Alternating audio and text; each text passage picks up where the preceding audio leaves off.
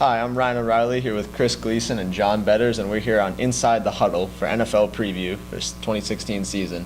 So, Chris, why don't you start us off? We're going to go with underrated and overrated teams. Well, I'll start with my underrated team for this 2016 season, which would be the Jacksonville Jaguars.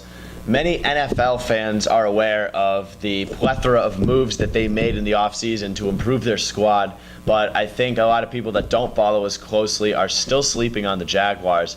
Now, Blake Bortles is a quarterback that's very clearly improved his game over these few seasons he's been with the Jaguars. He's clearly developed. They've marginally improved their win total. And they're just adding some big pieces to this team, especially this defense, adding Malik Jackson from the Super Bowl champion Denver Broncos to that front seven, adding Deshaun Gibson to that secondary. He's an established ball hawk. And, I think they've got a lot going already good on the offense. They have Allen Robinson and Allen Hurns as receivers and Julius Thomas at tight end. And adding Chris Ivory at the running back position and a 1,000-yard rusher, I think they're in for a very, very strong season. John, you want to go next with your underrated team? Yeah, I'm going to go with the Minnesota Vikings this year. New stadium, new team for them. It's really not about adding players for them. It's really about developing what they have right now, kind of like what a Seattle Seahawks have been doing now for the last couple of years. They have they've been loading up on draft picks with players like Xavier Rhodes, Harrison Smith, Cordero Patterson, Teddy Bridgewater. All these players are starting to come into their own shape now and starting to form into good football players.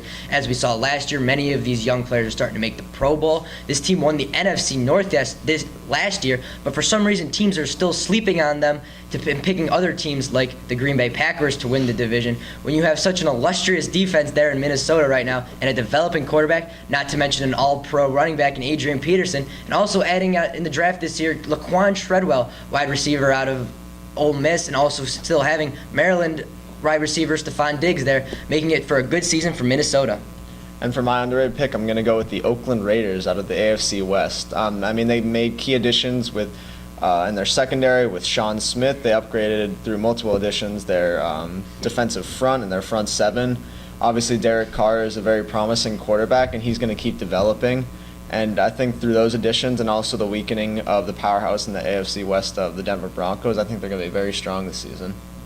All right, so next we're going to jump into the overrated teams, our picks. So, John, you want to start us off there? Sure. For my overrated team, it's got to be the Cincinnati Bengals. Two real reasons for that is they lost their receivers. They lost Marvin Jones to the Detroit Lions, and they lost Mohamed Sanu to the Atlanta Falcons, making Andy Dalton's weapons A.J. Green. That's about all they have. And all teams have to do is double him, and they don't really have a running game quite to fall back on. They have a developing Jeremy Hill and a developing Giovanni Bernard, but they're not quite there yet to the 1,000-yard rushers and to the point where they need to start stacking the box for those kind of players. Tyler Eifert's there, but he is an unproven tight end that's had his chances but has not been able to fill him. And also their defense, it's been great for the last couple of years, but that defense is getting very old there now. And I worry about them being able to hold up for all 16 games and the playoffs. And as we've seen the last 20 years from the Bengals, they cannot win the wild card game. So for my overrated team, it would be the Cincinnati Bengals. And Chris, what do you think? Yeah, I agree with that Bengals pick, and I'm gonna shift the focus to the NFC. Two-time or back-to-back NFC champion Seattle Seahawks from 2014 and 2015. I think that they are currently an overrated team. For that reason, people still regard them very highly because they have performed at a high level very recently, but I think they are slowly but surely starting to lose some key pieces that were a part of those teams that made it to the Super Bowl. I look at their offensive line, first and foremost. I don't see J.R. Sweezy. I don't see Russell Okung any longer. So maybe not as much protection for Russell Wilson. Sure, he can run, but now we started to see it in last season when Marshawn Lynch couldn't play all 16 games, that without an effective running attack, they don't perform as well in the regular season. Now, I think Thomas Rawls can be very good for them this season. Obviously, he ended on not so great note with his injury, but I don't think that he's any Marshawn Lynch, and I think Russell Wilson will struggle to adjust to having to pass the ball more.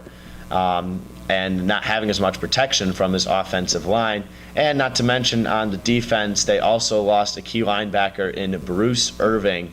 And we already know how their secondary is starting to leave the team as well. So I don't think the Seahawks will be as much of a powerhouse this year as they have been in the past. For my overrated pick, I'm going to stay with the AFC West, and I'm going to pick the Denver Broncos. Now, as everyone knows, they lost countless key pieces to both their offense and defense, but I think people are really underestimating the amount of these pieces and how much they'll change the team.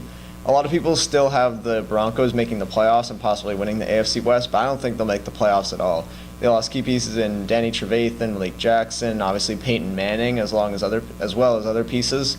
And I think, honestly, with Mark Sanchez as your quarterback, you can't expect to win a division, and I don't think they're going to make the playoffs. So that's going to wrap it up for us here on Inside the Huddle. I'm Ryan O'Reilly for Chris Gleason and John Betters. Good night.